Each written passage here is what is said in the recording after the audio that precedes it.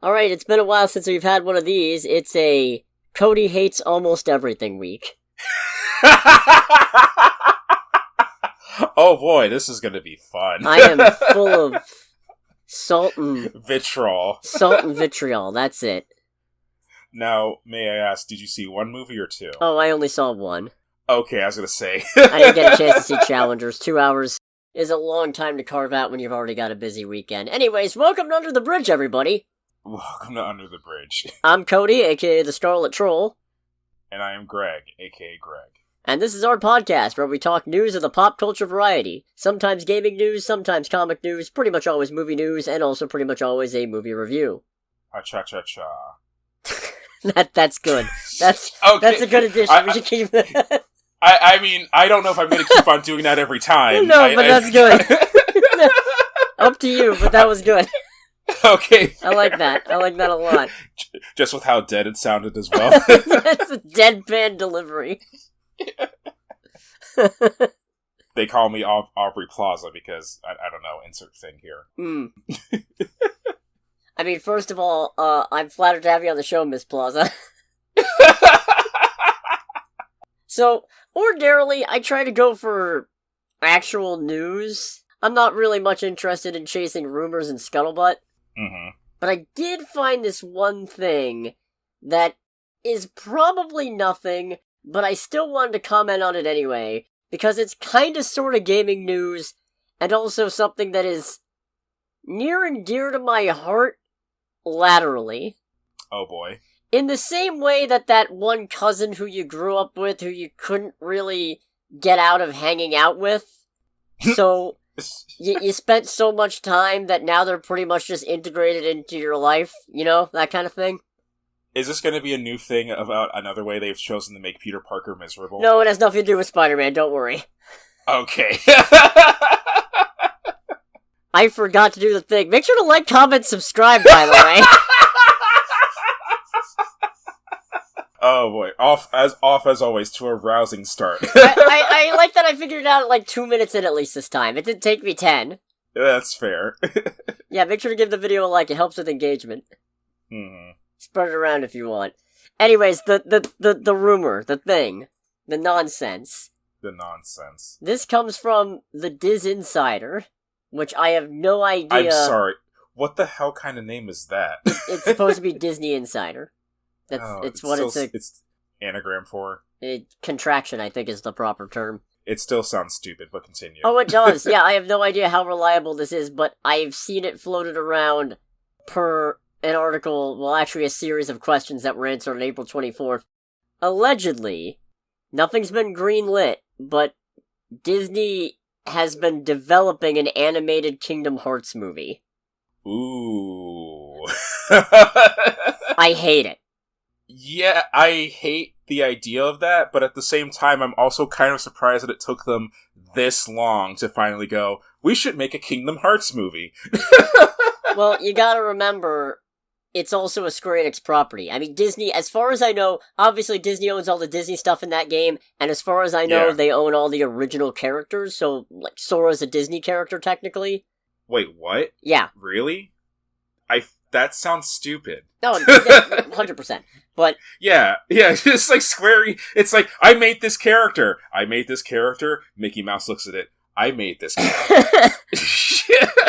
But I think they still have to go through Square on certain things. Case in point, Nomura's the one who almost blocked Sora from being in Super Smash Bros. Because he was worried about how it would affect the canon of Kingdom Hearts. To which I say, with all due respect, Mr. Nomura, pull your head out of your ass! Although, you know what?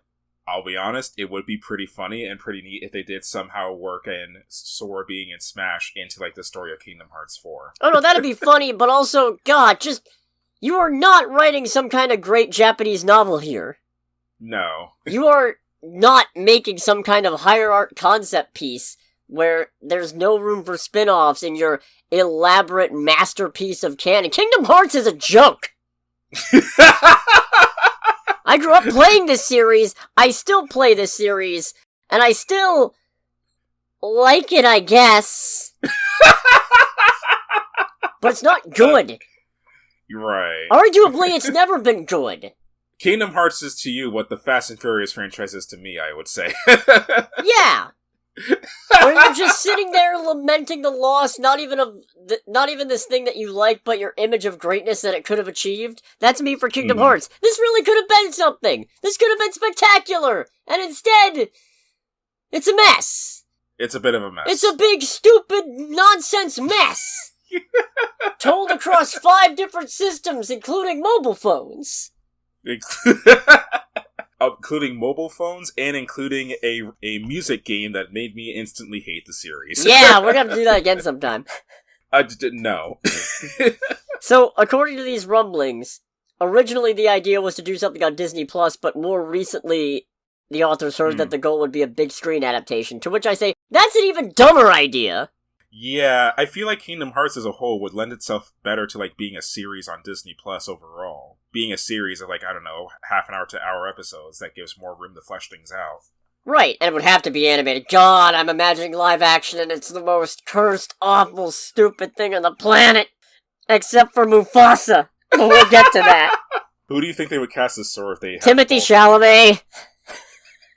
Yeah! Timothy Chalamet!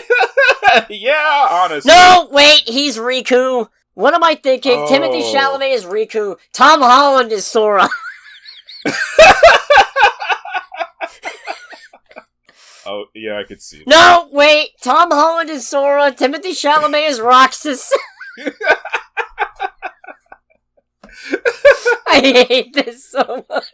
I hate the idea. Ugh. I'm enjoying the potential consequences that could come from it. Cause like, okay, Kingdom Hearts movie, what are you gonna do? You don't even have enough time to properly condense the Disney worlds in a 40-hour video game. You're not gonna do it in a 2-hour movie, so your only option is to excise all the Disney elements, aka have the stuff that makes Kingdom Hearts actually charming, and what you're left with is generic JRPG, watered-down, kiddie pool nonsense. So Kingdom Hearts. Yeah, that's all the original stuff that Kingdom Hearts is. And again, I play this series a lot. I have very fond memories. This is one of the only series I have bothered to keep up with this much. Partly because I hate myself, but... It's that and Pokemon. Yeah, that and Pokemon. Well, okay, Pokemon's also a significant time investment. Fair. I have put too much time into the living national decks, and now the shiny decks that I'm working on to just walk away from it for anything other than a catastrophic downturn. We're talking you have to pay $5 to challenge the Elite Four real-life money every time for me to turn my back on Pokemon. Implying that they haven't at least thought about doing something along those lines. Oh, I'm sure they have. Yeah.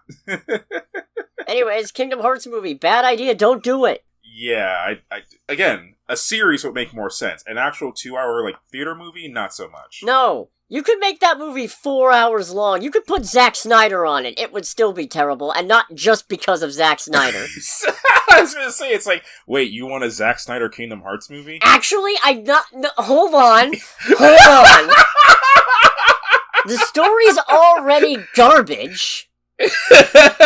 He knows how to shoot. He knows how to make a good shot, at least. Yeah, he's good with cinematography. I think I might have found the one thing I want Zack Snyder on.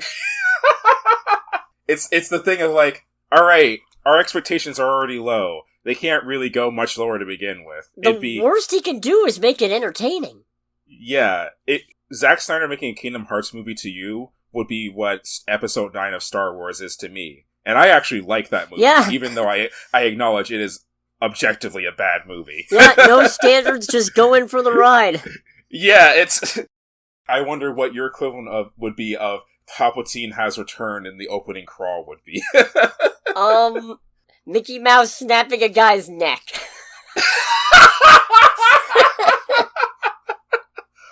I'll do it again!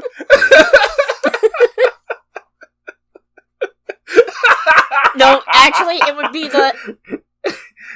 be the pre-movie interviews of Zack Snyder going, yeah, I really wanted to explore the darkness in Kingdom Hearts because they talk about the force of light, but, like, Mickey could call someone a bitch in my movie. That'd be real adult. What's very unfortunate, and I fully acknowledge very depraved, is that there is now just a mental image of Mickey Mouse snapping, I don't know, some bad guy's neck, living rent-free in my head, and it's the funniest shit. And it's like, I acknowledge it is horrifically depraved, But man, Hey it's now, funny to hey think now. about. If it's the Steamboat Willie version, you could make a movie out of that. Ooh, Public they domain, could. bitch! That's fair. We're off to a great start. I'm actually very surprised. Maybe I should just chase baseless rumors more often just for a talking point. The point is, there's nothing to this. Absolutely nothing. Absolutely not. Can't imagine. I feel like the chances of this are, like, astronomically, diabolically low. Yeah, even if Disney managed to settle on something they were happy with, I'm sure Nomura would come in and go, but my art. Yeah. But my sympathetic characters with giant feet. In other Disney news... Oh boy. In all things there is balance. Jared Leto may be starring in Tron Ares, but in good news, Jeff Bridges will be back. Okay, yeah, but Jared Leto's still there. Jared Leto's still there, but I like Jeff Bridges a lot. That's fair. I like him a lot. He's a good actor, but that's just my opinion, man. Fair.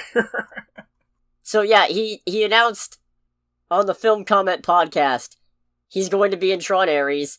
He said, I'm heading off this Saturday to play a part in the third installment of the Tron story.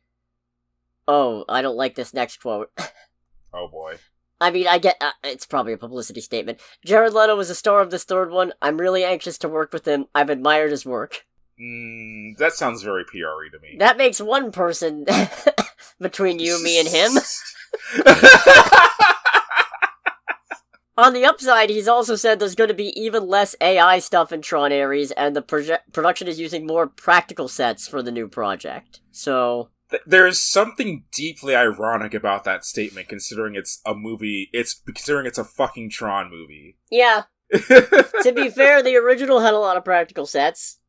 I mean, out of necessity, it was in the 80s. Yeah, as I say, it's like CGI and AI were very much in their infancy at that point. You couldn't really CGI things that well in 1982. Fair. Very powerful limits on that technology. Also, while talking about Tron Legacy, he said, I didn't like the way I looked in it. I felt like I looked more like Bill Maher than myself. It was kind of bizarre. Fair? Because they did digitally de-age him. Because he was the bad guy in Tron Legacy. He was Clue, who was modeled after Kevin Flynn. Was he blue? No, he was Clue, I said. This is him. Blue's... Oh, God. I could see where he's coming from on the Bill Maher thing. Yeah, I can see that, too. You know what? Maybe a little bit Harrison Ford. No, not Harrison Ford. A little bit... Who plays Tarkin? Oh, God, I should actually know that. Hold on. Peter Cushing, that's it. Yeah, Peter Cushing. Maybe a little bit Peter Cushing. It kind of, maybe a little bit Michael Douglas. Mm-hmm. He looks like a lot of people all blended together. He looks like you anamorphed him. Right. Fun fact, in Animorphs you actually can make a composite of various different sources of DNA. That's how Axe, the token alien in the group, got a human disguise. He absorbed DNA from 4 of the human Animorphs simultaneously and made his own human form out of it. Okay. Yeah. Anyway, that's just a complete bit of nothing. Not a... God, I hate how Animorphs ended. I have to keep to the theme this week, you know? The theme is I hate everything. Fair. I finally hit 30. I'm making it everybody's problem. Hey, level 30. This game sucks. Can I return it? How's that Ken record? Oh, yeah, great, thanks. I really enjoy listening to it on my record player. That I 100% own. Oh, man. Alright, here's another one. Oh, boy. This is a minor thing, but I'm very excited about it. Okay. If only I could find it again. Here it is. In a video with Ape Nation. Wait, is this a person called Ape Nation? This is a channel. This is a YouTube channel. Okay. Director Wes Ball of Kingdom of the Planet of the Apes. He's the director of that movie. This is great. I've really organized this section, as you can tell.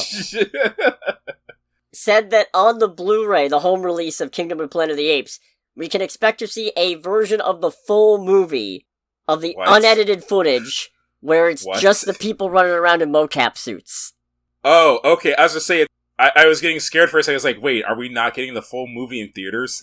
No, we're getting the full movie. It's just, we're gonna have a version on the Blu-ray that is just The raw actors. daily footage. The actors in the mocap suits. Unedited, no effects. Oh, so it's like the movie will play out, but it's just all the actors in their suits and whatnot. Yeah, just running around in those mocap suits. That's different? I love it. I cannot wait. That's honestly sounds really educational. Frankly, I feel like most movies should do that. Yeah. Most movies should have a pre-visual effects cut. That sounds really awesome. And again, it sounds very educational. It'd be a good way to kind of have people look into and understand what goes into making movies like that. And also serve as a good illustrator of, hey, here's how many green screens they use nowadays. They use all of the fucking green screens they can get their hands on. Yeah. No, I'm very excited for the mocap cut. Yeah. I don't know what... I'd call it the ape cut, but no, the opposite. It's the Apeless cut, I guess. Yeah. Kingdom of the Planet of the Apes, Apeless edition. The apes have escaped!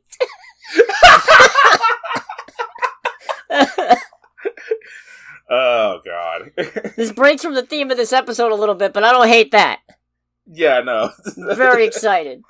That sounds very cool. We have to get back to something I hate, in keeping with the theme here. Oh, boy. Sony's pushed some movies back again. Yay. Yeah, the new Karate Kid is leaving its December 13th, 2024 release date and moving to May 30th, 2025. Oh, fun. We don't know why. What we do know is what's taking its place on December 13th, 2024, because Kraven the Hunter has been moved back yet again. I don't think this movie exists! I mean, oh god. Well, I feel... No. Blade definitely exists more than this movie. No, see, Blade doesn't even have a trailer. I believe they at least shot something for Kraven, but I do not believe this movie exists yet. I don't think it's done. I don't think they have it. I think it's just a trailer. I think they've just got the trailer, and one guy at Sony is sitting at a desk going, I should probably get on that, huh? Yeah. Snacking on apple fritters or whatever. Snacking on apple fritters, has a freaking cigar or pipe or whatever made out of rolled up Pop-Tarts. I should finish this movie, huh? Yeah, oh god, now I want a pipe made of rolled up Pop-Tarts. That sounds awesome. I'm so mad about this. I just want Kraven to come out so I can see it, so I never have to think about this fucking movie again. So you can see it and hate it and talk about it and never think about it again until you put it on your shelf of things. Right! And I'll just buy the Blu-rays, force everybody to watch it one time, and forget about it! You are the only person I know of who buys physical media of things he actively dislikes, by the way. It's about having a collection, Greg! A collection isn't just about having the things you want, it's about having the set! I mean, it's I can't say I'm better in that aspect because I have a copy of Drakengard and I hate that game, but it's I don't go out of my way to get games I don't like. Do you think I'd have a Corrin amiibo if I didn't care about a collection? Of course not. Nobody cares about Corrin, not even Corrin mains, of which there are 2. And you're one of them? No!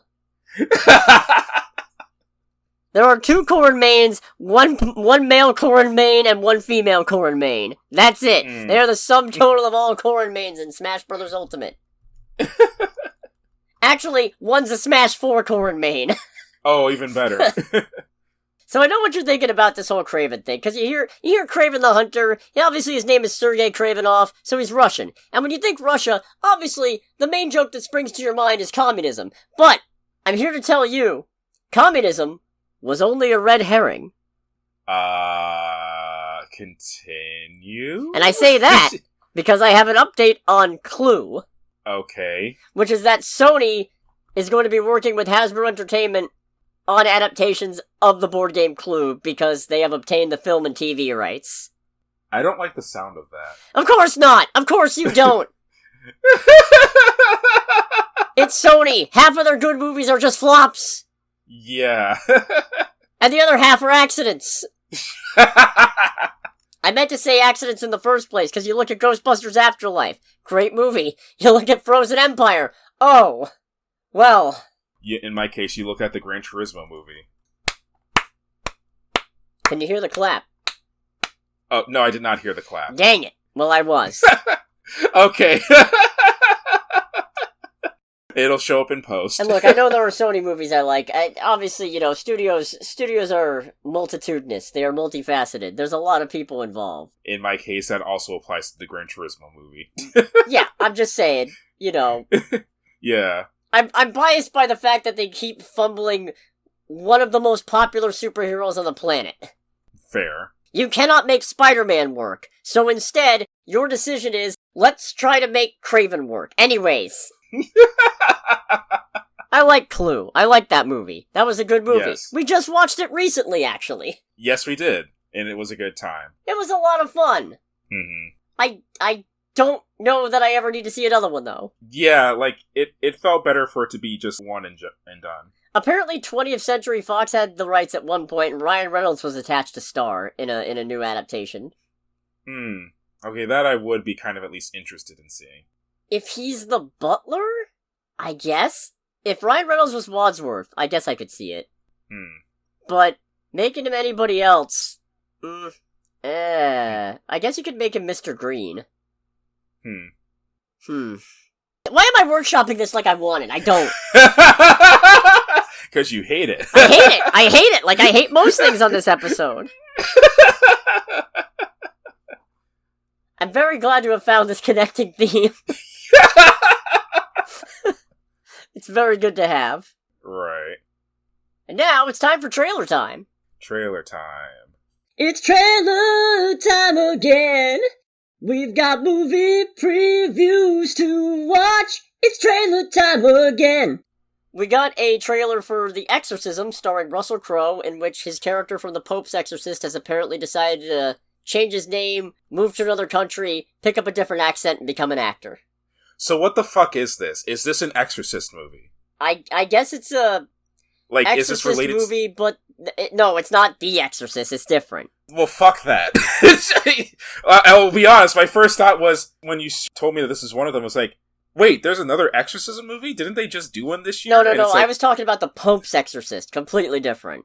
No, I understand that, but again, it's like, see this on the list, it's like The Exorcism, it's like, wasn't there an Exorcist movie a few months ago about two girls, and it's like, wait, is this not it? And then they get meta, because one of the girls says, like, weird things happen on these shoots, it's like, scary movie, The Exorcist, it's like, is this not an Exorcist movie? What the fuck is going on? No, they're making an exorcism, demonic possession horror movie in the movie.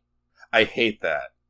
I actually don't hate this. I think really this premise is so weird and silly that it spirals around into you could get something really good out of this, because apparently Russell Crowe is playing, I'd assume, the lead actor with a substance abuse problem, and his, I don't know what she is, daughter, assistant daughter, I don't know, I don't think I want to know. Point is, she seems convinced he's got a drug problem, but he might also be actually possessed by something, who knows? Just to kind of deviate from this real quick, what's funny is that when I search up The Exorcism Russell Crowe, the two top results come first, The Pope's Exorcist, yeah, and then Hated The Exorcism.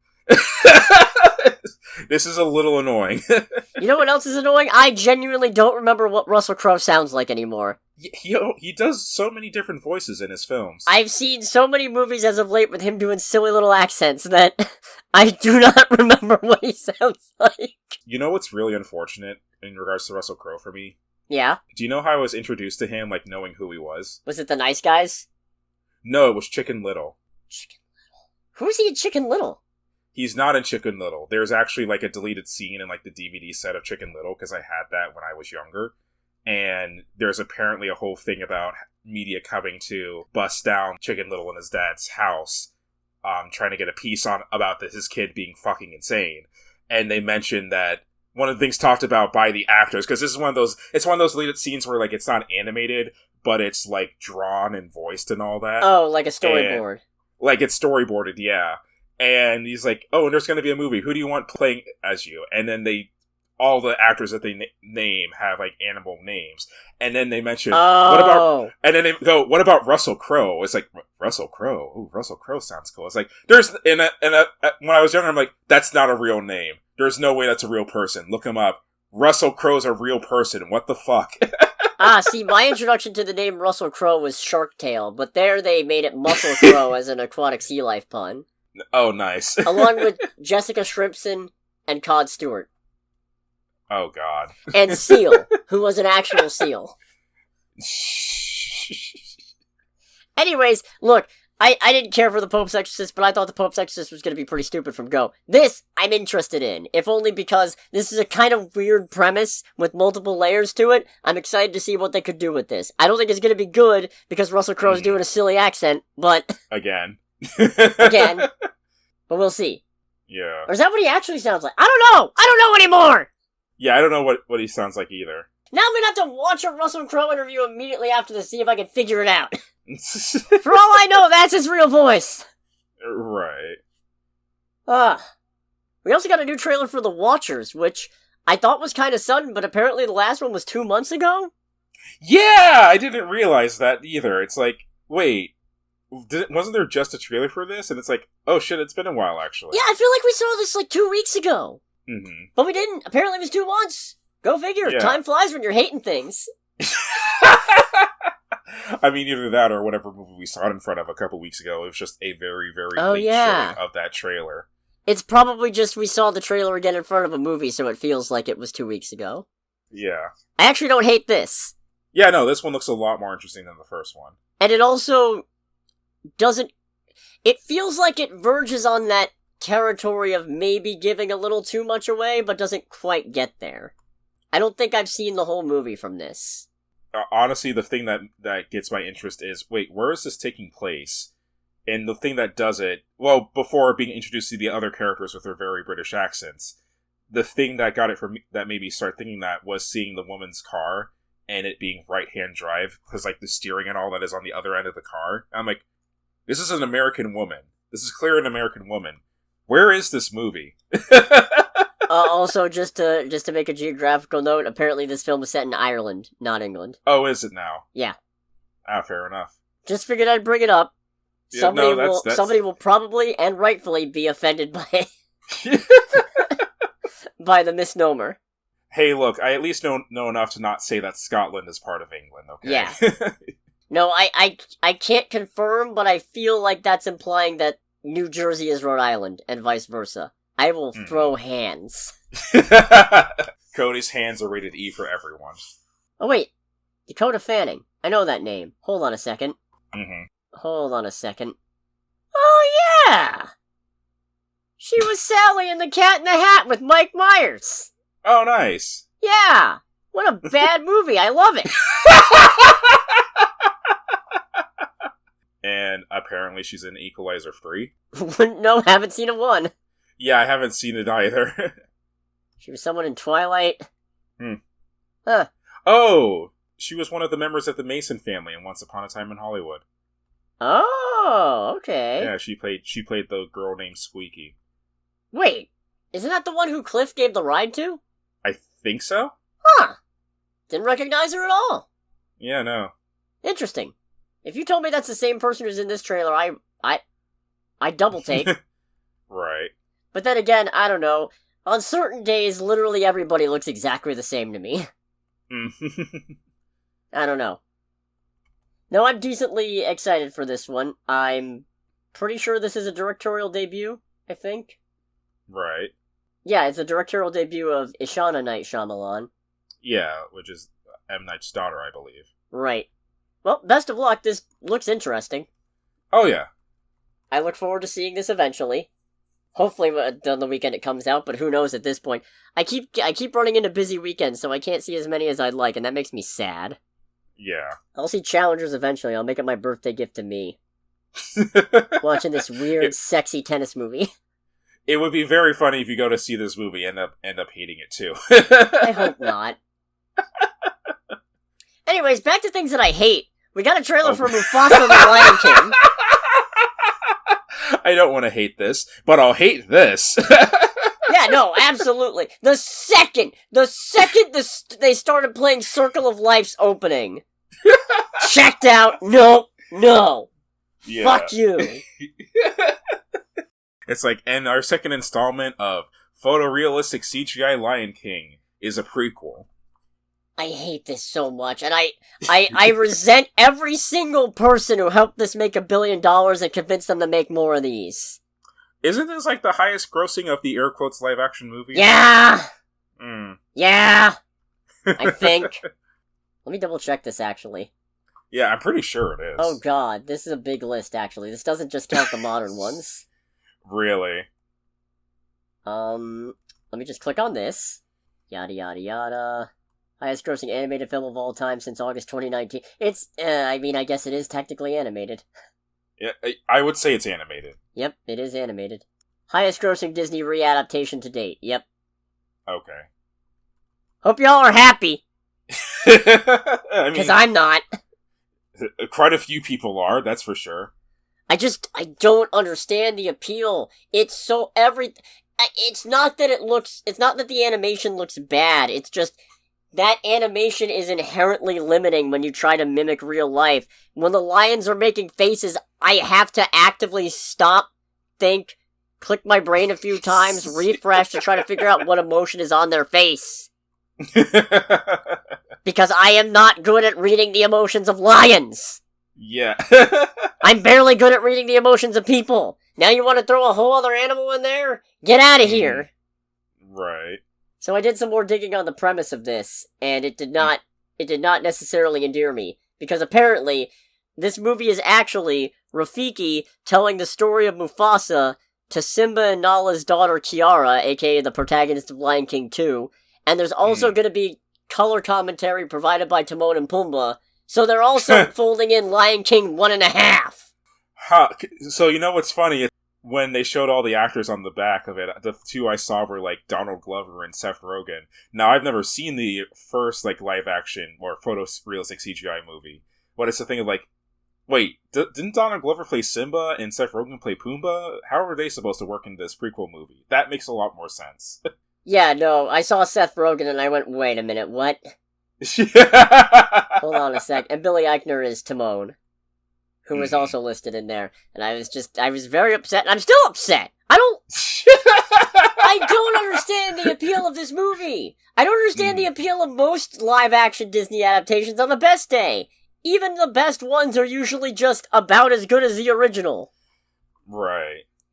And this is just... It's just flat and dull, and what a dumb idea to make a stupid amount of money. Ugh. And I know, intellectually, on an intellectual level, on an analytical level, I understand no movie needs to exist. A lot of really great films come from concepts nobody asked for. But... I feel like I'm getting a sense of deja vu. I probably said that earlier. Okay. Maybe not in the podcast, but I feel like I said it in a conversation. Fair. The point is, who asked for this? Oh, terrible. The executives. May they burn at Pride Rock or something, I don't know. Eaten by hyenas. I don't know anymore, man. Let's go to box office. Let's do the box office. We did not see the highest grossing movie this weekend. Oh boy. The highest grossing movie this weekend was the movie I wanted to see and didn't get a chance to, Challengers, at $15 million domestically this weekend and in total for a $25.3 million worldwide total. That is against a $55 million budget, so it's got a ways to climb up. Fair. But it's also getting good reviews, and honestly, I feel like this is the kind of movie you put in not expecting it to make money. Yeah, that's understandable. You put it out there to get something under your belt. I mean, at least, you know, in a system where every movie doesn't have to be a $1 billion hit to justify your continued year-over-year growth to a bunch of shareholders. God, No, I'm not laughing at that. I'm laughing about how much my brain lives in the gutter. Oh. It's like... From what I understand, very well made, but very horny movie. And it's just like, is a movie to get things under your belt. That's not the only thing under the belt. I see. I understand now. Well God, done. My brain lives in the gutter really badly. Medium rare, even. That. Yes, I'm gonna blame it on some of the manga that I read. Now, the movie that we did see, Boy Kills World,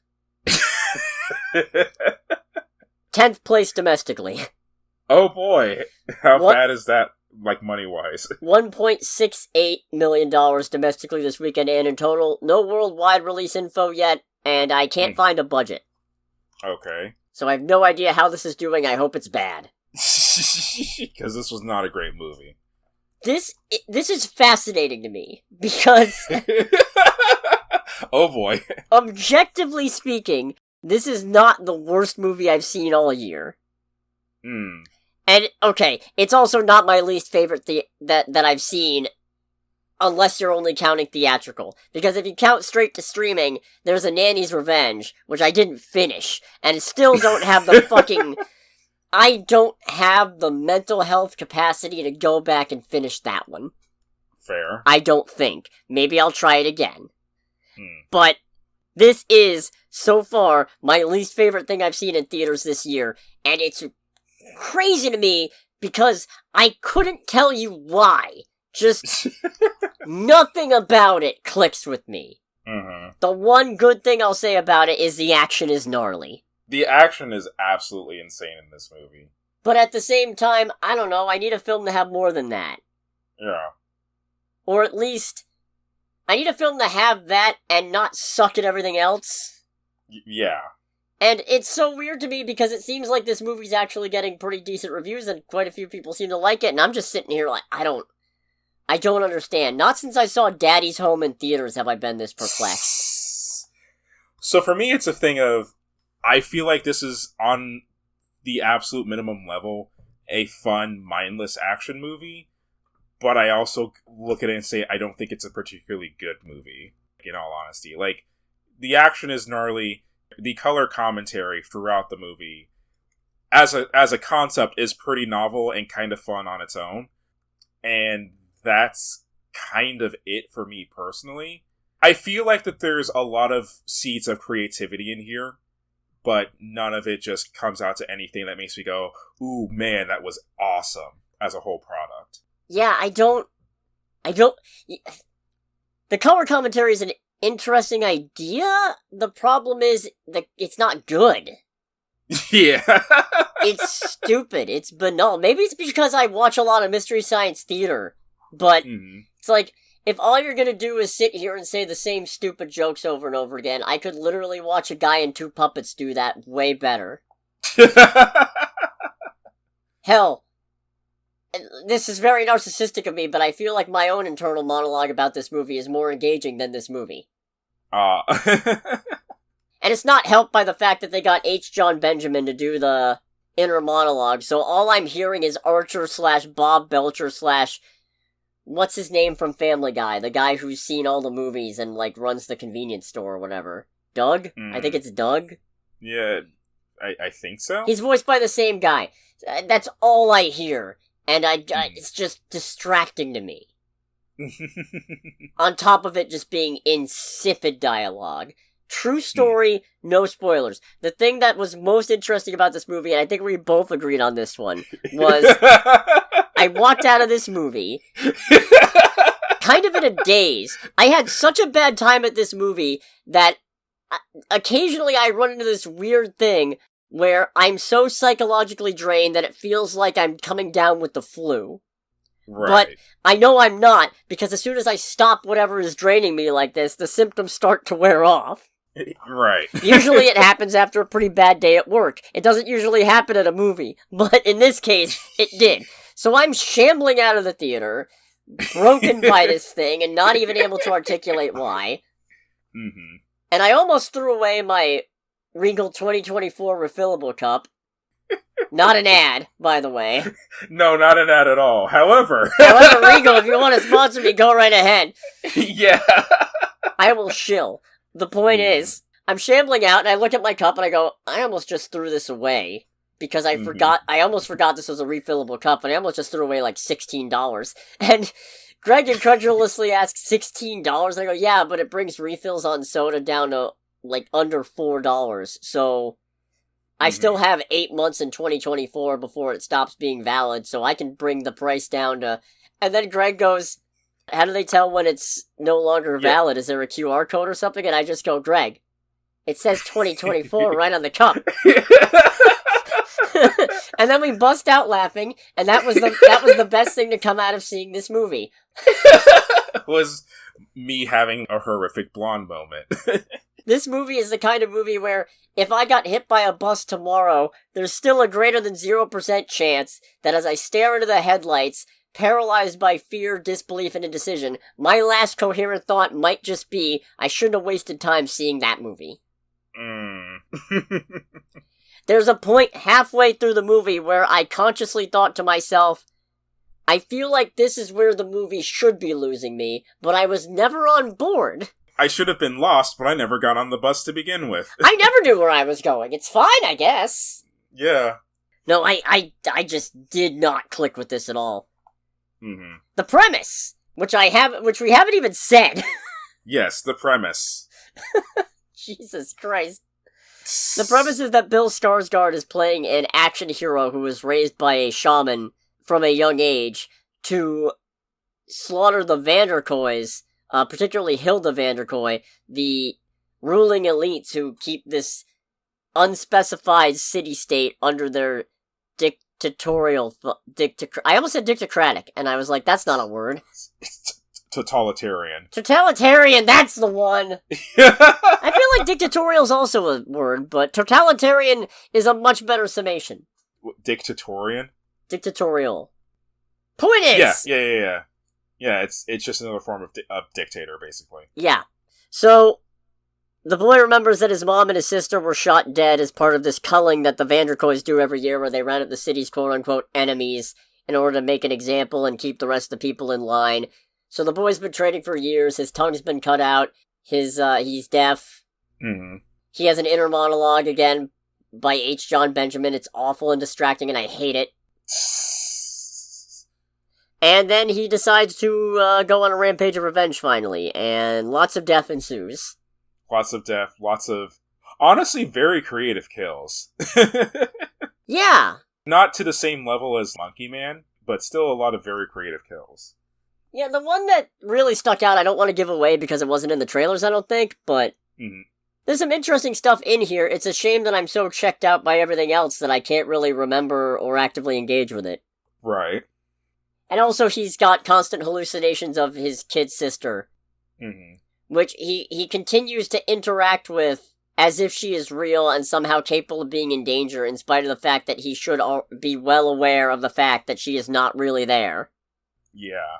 That's part of why this movie frustrates me. I understand that obviously, he's not quite right, because if he was, he wouldn't be having these hallucinations, but when you're explicitly out to avenge your sister, who is dead, maybe, when your sister is talking and running into danger, remember, oh right, she's dead, she literally cannot be shot.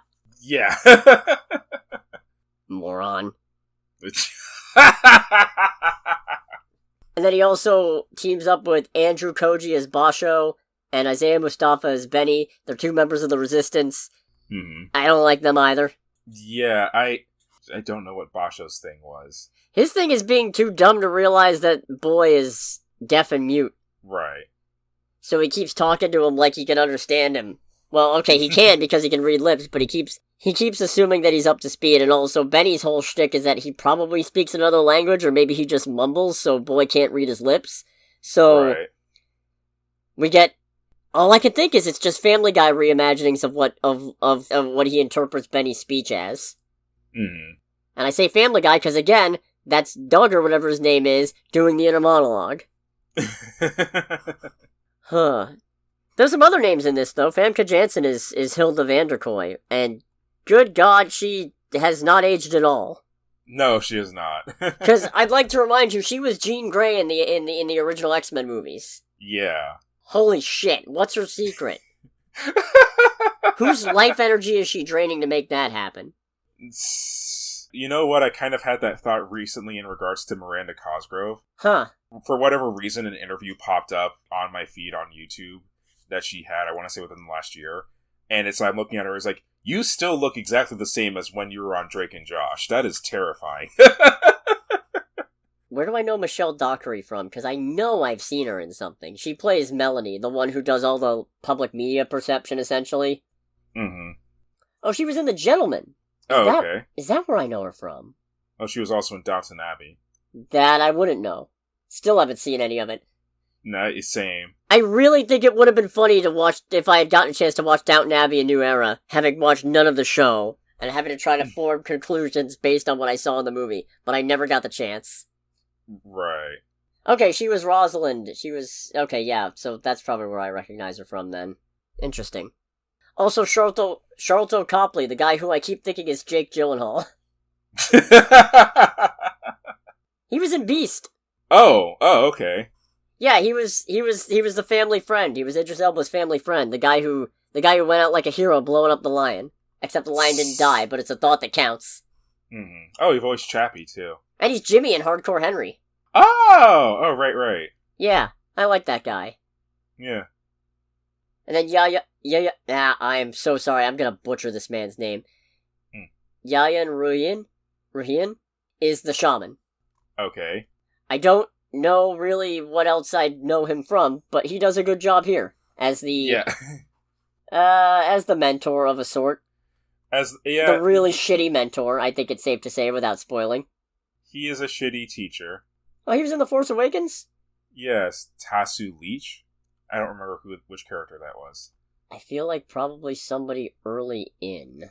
Oh, yeah, he is early in. He played one of the bandits that goes onto the Millennium Falcon. Okay. Yeah. Huh. Also, he was in John Wick Chapter 3, apparently, as Shinobi number 2. Nice. Yeah. No, there's one thing, and I'll get more into it in spoilers, but there was one thing in the movie that they were building up to, and you and I were both sitting there going, alright, they're gonna do this. And we were like 5 minutes ahead of it. Yeah. So we're just sitting there, watching this unfold, like, this isn't even funny at this point. Yeah, just get this over with. Matt Murdock could see this coming, are you kidding me? Damn. It's not subtle. No, not at all. And neither was that joke. No. I hate this movie. I have no time for subtlety. That's fair. I'm really astounded because, genuinely speaking, I would rather watch Night Swim again over this. I'd rather watch Madam Web again over this. I'd rather watch Morbius over this. I don't know about those last two. I definitely like this one a lot more than Madam Web or Morbius, that is for sure. Yeah, it's just those two made me feel something. This takes feeling away from me. I mean, they both made you feel something. It was still vitriol. I had a little bit of fun with Madam Web. Most of my vitriol for Madam Web came from the fact that it's a Sony Spider-Man adjacent spin-off, ergo it's Sony continuing to milk the rights out of this franchise that they'd really be better off just selling because their pride won't let them give up a billion-dollar franchise even though they clearly have no idea what to do with it. Understood. But if it wasn't for that, Madam Web would be an enjoyably bad movie. That's how you do a train wreck. Fair. This is more like... And I don't mean to imply that it's this bad, because again, this is not the worst thing I've ever seen, this is just how I feel about it. Right. This felt like, instead of watching a, funny kind of... You know those car wreck videos where they don't really show anybody getting hurt? You just see the car tip over or whatever, and they film it in such a way that it's actually a little bit funny? Mm-hmm. Boy Kills World was... when they shoot one of those videos, but they linger and the car's on fire. That's how I felt watching this. Just empty and unpleasant inside. Like watching an actual flaming car crash. Right. Powerless to do anything about it. No, I didn't like this at all. Yeah, no. It was not good. I would say I do not recommend this movie at all. The action is good, everything else is bad. Yeah. And not fun bad. No, it's just straight bad. Think we're good to move to spoilers? I'd say so. Alright, so if you don't want to get spoiled on Boy Kills World, make sure to click away. Why do you care? You might care. I seem to be in a minority on this one. Yeah, I mean, for me, I'm with you, though. It's like, if you don't want to be spoiled, why do you care? But if you don't want to get spoiled, make sure to click away in 3, 2, 1. So, we both called that the sister was the head enforcer bodyguard thing under the helmet. Yeah, we just didn't call how. Yeah. Which, I will give the movie this. It does actually, it's not, I don't think it's a good twist, but I will give it props for having a twist that neither of us saw coming. No, yeah, I'll give it that. There's a pretty decent twist where it turns out the boy was actually one of the Vanderkoys. He was manipulated through drugs and torture into forgetting that and into thinking that the Vanderkoys killed his parents, or his mom and his sister, when in actuality what happened is he was at the execution of the shaman's family because they were picked for the culling, and he gunned them down, except for the shaman, and then he had a freak out because, taking a life is a sort of thing, what sticks with a man? Especially when, in this case, you're not even a man, you're like a 12-year-old boy. Yep. As Henry would say, that's the kind of thing, it seems like the kind of thing, what sticks with a man. Yeah. But he runs off into the jungle, and then the shaman finds him and captures him and almost kills him, but then decides to turn him into a tool against the Vanderkoys, and so brainwashes and manipulates him. And we find this out relatively late into the movie. Intolerably late into the movie. Yeah. What's very unfortunate about it is that when all of this is shown, the movie the movie has, just turns completely serious for, 20 minutes. And it's yeah, that would be fine if we didn't just have, 45 minutes of just ridiculous kills, insane, not comedic, but, just so insane that it circles back to being stupid gore, and a lot of dumb jokes in an attempt to be comedic with this boy's inner monologue. Yeah, you've spent too long being insane, stupid, and over the top for me to take you seriously at this point. Sorry. Yeah, exactly. So, the mom decides that there's nothing left of her son in there because, he's in shock because his whole life, as he knows it, has been a lie. Yeah. So, Hilda orders Mina to kill her own brother. Mina takes a hatchet to her head instead, which good for her. Yeah, and it's a hatchet to her mom's head. Yeah. Not literally to Mina's head. No. And then, Grandma sticks the Gestapo on them. Yes. And they try to escape in an elevator, only to get called back down, and they have to fight the shaman, and who fucking cares? Yeah, I feel like there's... Someone listening is like, wow, this feels really nondescript. It's no, there's a lot more to this movie, but the lot more isn't anything with substance, really. I like the kill they got on Melanie. That was pretty interesting. Oh, what, the camera kill? The camera kill, the on-camera kill. Yeah, I was just thinking, it's oh, what are you going to do? It's oh god, no! And then it's just, what? Wait, how it happened? And then turns out he used the camera arm to, just swing it into her body and kill her. It's alright, that's different. And then lifted her off the floor. Yeah.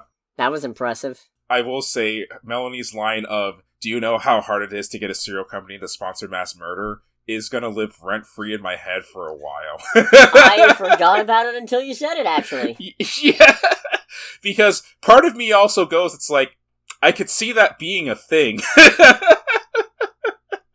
In a situation where society really hits the fan, shit hits the fan. Why does Mina's helmet display text when she can talk? Is she a fan of Daft Punk? It just seems like such an unnecessary detail. Yeah. I thought no! Wait! I know! It's there because her face is covered, so it's there so Boy can understand stuff that she says. Even though there's no fucking reason why that would need to be a thing, other than we need the movie to happen. True. Do you know what my problem with this movie is? I think I actually cracked it very early in based on when I wrote this note. Mm-hmm. This feels like if you took a preview for a fake movie in a different movie and stretched it out into a whole movie. Oh, something from Grindhouse or whatever. Yeah, or the Tropic Thunder previews. Mm-hmm. If you took one of those and turned it into a whole movie, it would be this. But it turns out, when you take a concept that's really only good for a 5-minute gag and stretch it out into an almost 2-hour movie, it's not good! Yeah, it doesn't work out very well that way. And I feel like, getting back to the last fight, where it's Mina and Boy teaming up against the shaman, that one really started losing me, because all of a sudden, it doesn't feel like there's any stakes to the injuries. Yeah. So my problem with that fight was that it was very long, and I feel like the people who were making it also realized it's going long. It's this is going on really long. What can we do to keep people engaged? Oh, just make the most gory and uncomfortable injuries that don't completely kill the person that you can think of. Yeah, and yet they seem to power through it anyway until the final 2 minutes. Yeah. It seems like until then, the injuries don't really matter beyond it temporarily puts someone down for a little bit, just so it's no longer a 2v1. Right.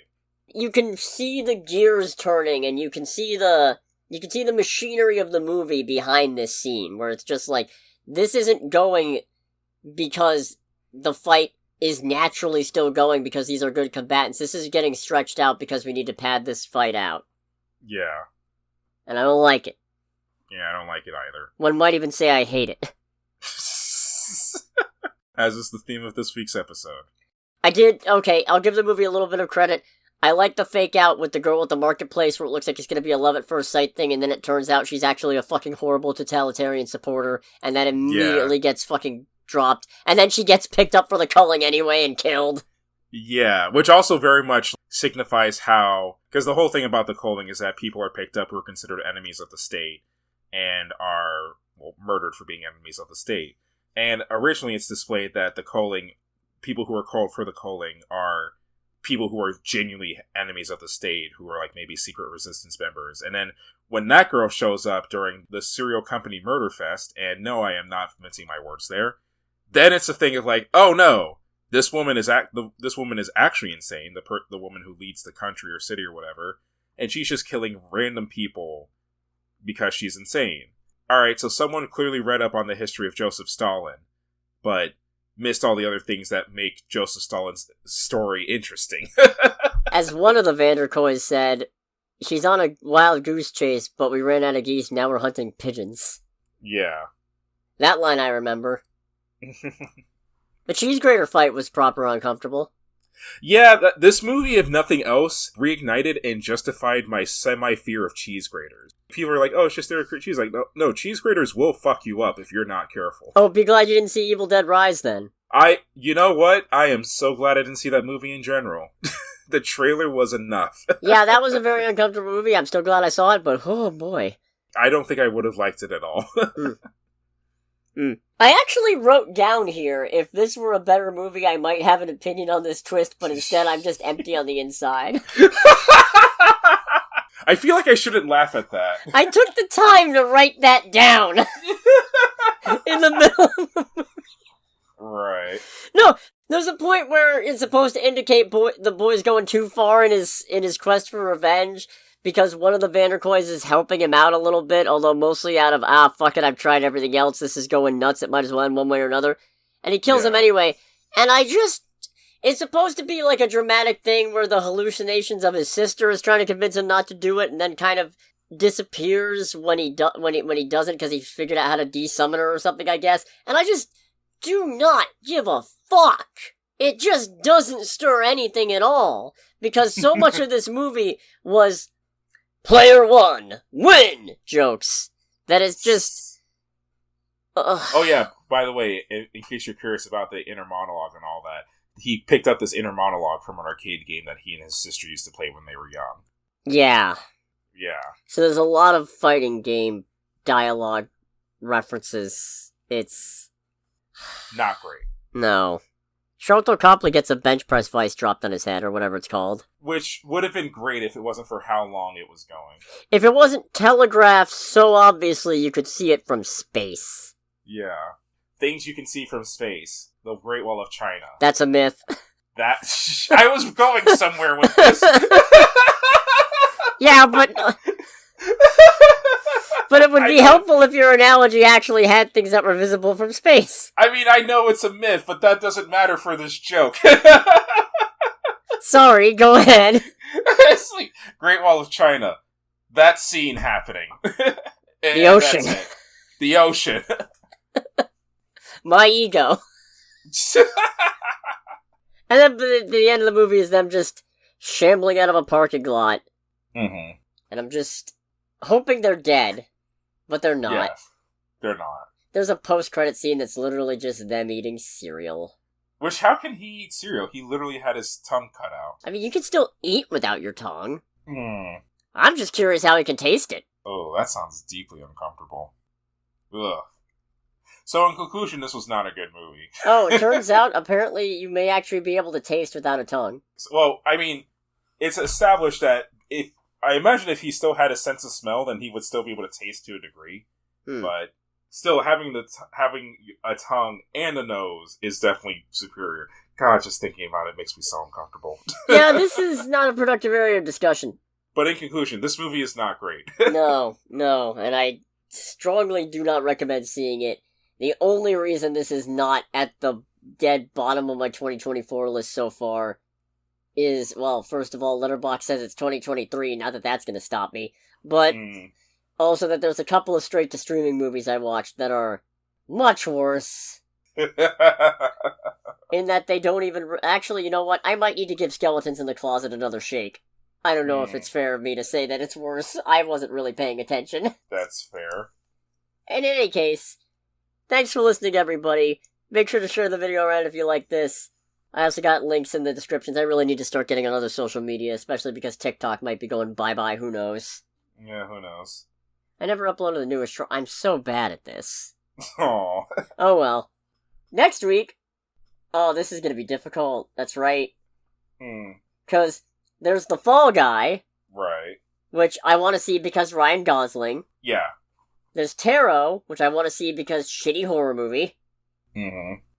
And then there's Mars Express, which is an animated French neo-noir science fiction movie. Huh.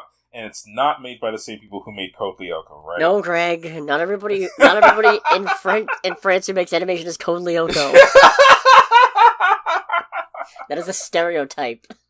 Oh my god.